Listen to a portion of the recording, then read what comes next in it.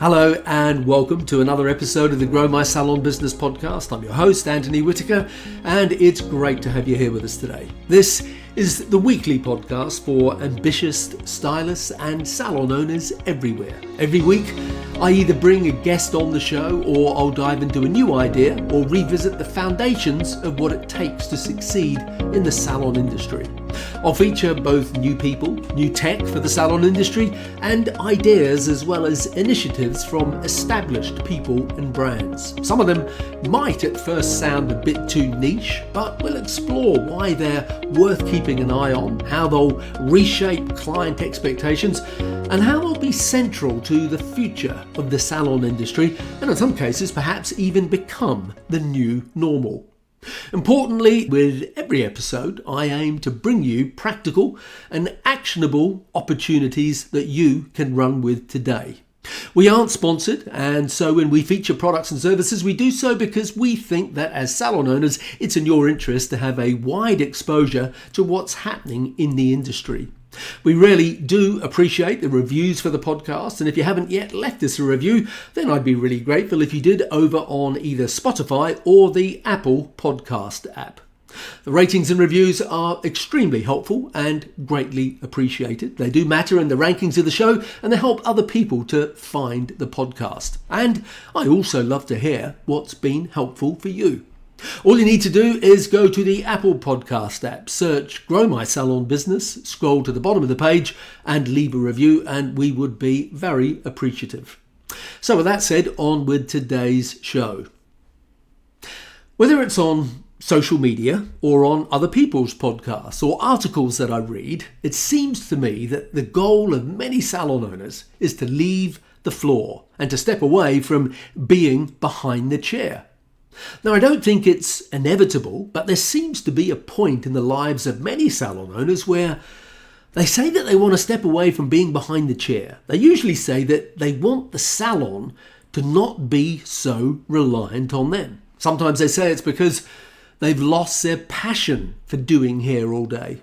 Other times it's for reasons of physical health, where their body aches at the end of the day and they just know that something has to change. And other times, it's because they want to spend more time on building the team and developing the business. And all those reasons are totally valid. But there is a problem. And the problem is that often the reason that they can't step away from being behind the chair is because they are the salon's number one earner. Meaning that they're the busiest. They do the most clients. They do the most retail. They do the most colour, they have the most rebookings, they generate the most money. I'm sure you get the idea.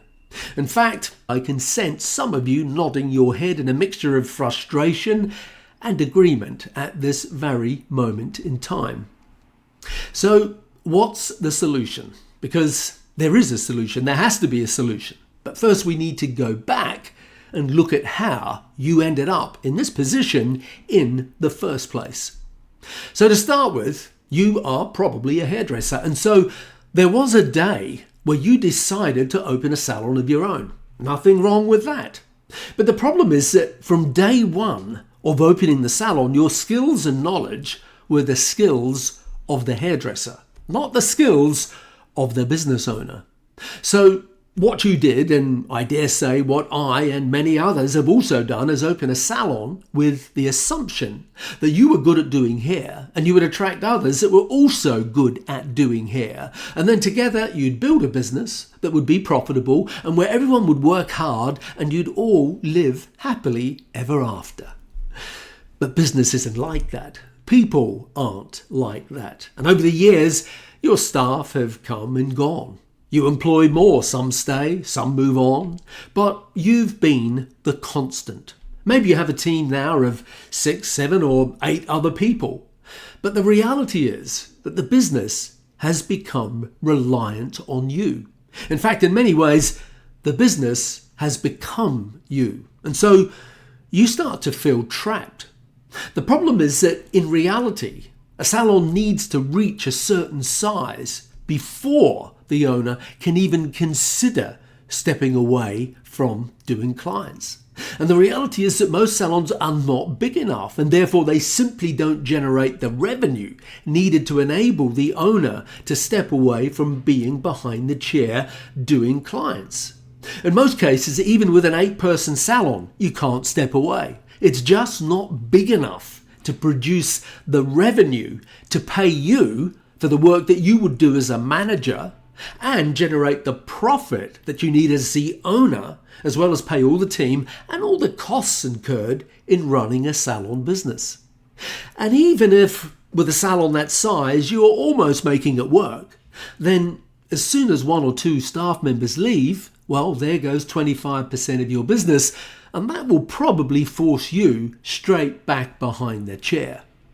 So you either recognize that being an owner-operator, working behind the chair in a small salon is your reality, or the alternative is that from the day you open your salon, you have a vision to build a business, a proper business with 10, 15, 20 staff. And so that when 1 or 2 or 3 people leave, and they will, it's just a speed bump in the road. So is it easy to build a business with 10 or 15 or 20 people on the team? Definitely not. In fact, many people would say it's harder now than ever. But it is possible, and plenty of people still do it, and I have done it too. But if you are to do it, then you need to build the business from the beginning with the intention of creating a proper business, a business that is not a part of you, but a part from you. And part of that process is recognizing from day one that the skills that you have as the hairdresser are not the skills that you need to build a business. The skills needed to build the business are the skills of management, marketing, financial control, and leadership.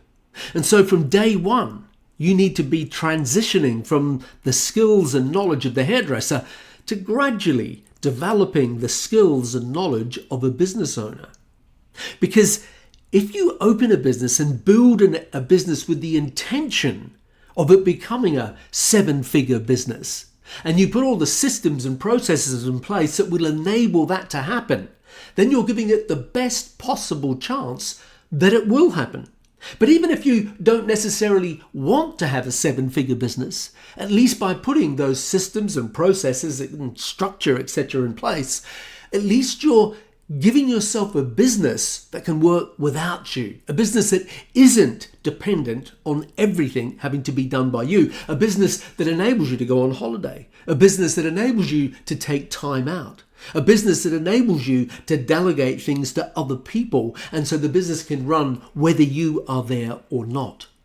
And if you do that, then your business will grow. Sure, it's going to teach you lots of lessons along the way, and it doesn't happen overnight. In fact, it's a journey that takes years of constant learning and evolving as a person and as a business owner.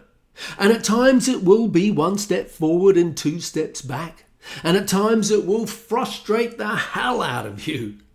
But if you have the vision, if you have the commitment, if you have the determination, and if you're prepared to put the work in, then you can build a business that will enable you to gradually step away from being behind the chair, which will then enable you to devote your time and energy to building that business that isn't reliant on you to do all the work, but instead becomes a business that can run without you having to be behind the chair.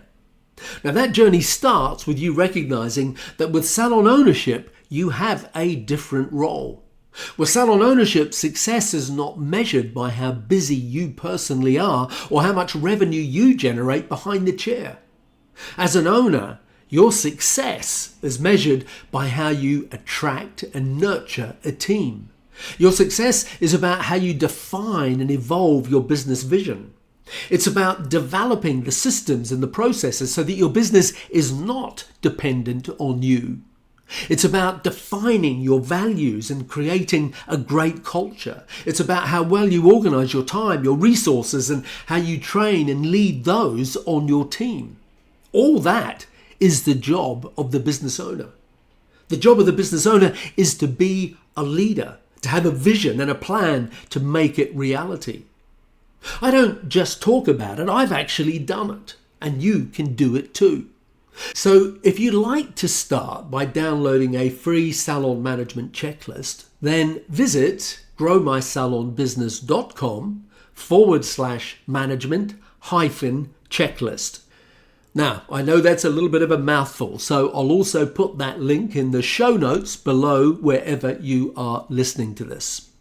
Now, I also have a free masterclass coming up shortly. It's titled 4 Essential Lessons in Salon Management to Set You Up for Success. You'll see dates and times and a link to register in the show notes of today's podcast. So if what we've covered today resonates with you, then make sure you register via the link in the podcast show notes to attend the free live masterclass, where I'll dive in deeper about what it takes for you to get the success that you deserve. So to wrap up, thank you for listening to this week's episode of the Grow My Salon Business podcast. Until next week, be safe and take care of yourself.